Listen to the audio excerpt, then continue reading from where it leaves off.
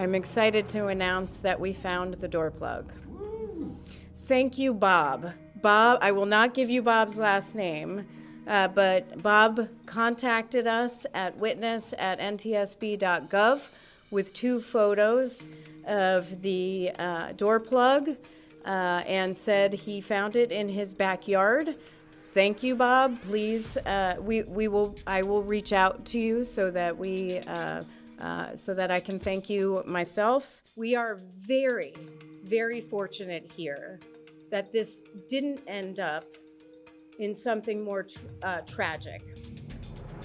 No one was seated in 26A and B, where that door plug is. The aircraft was around 16,000 feet and only 10 minutes out from the airport when the door blew. Fortunately, they were not at cruise altitude of 30,000 or 35,000 feet.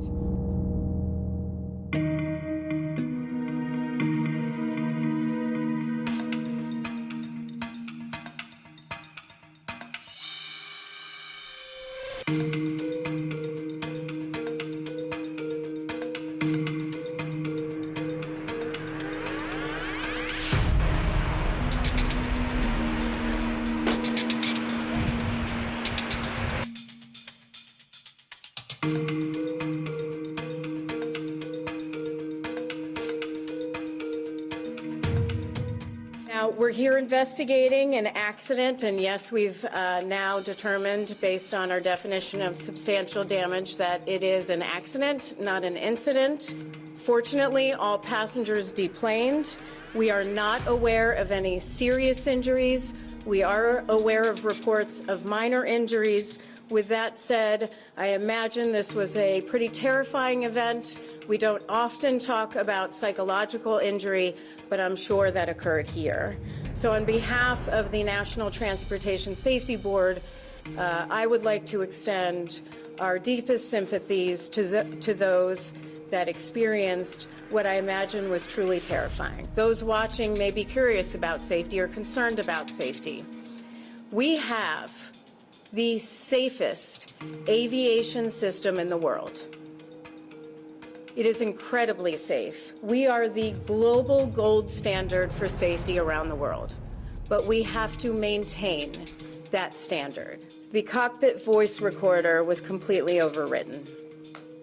There is nothing on the cockpit voice recorder. Now, the Emergency Operations Center at this point was being established pretty rapidly by Alaska. There was a lot going on the flight deck and on the plane. It's a very chaotic event. The circuit breaker for the CVR was not pulled. The maintenance team went out to get it, but it was right at about the 2-hour mark, and it was completely overwritten. At 2 hours, it re-records over it, so we have nothing from the CVR.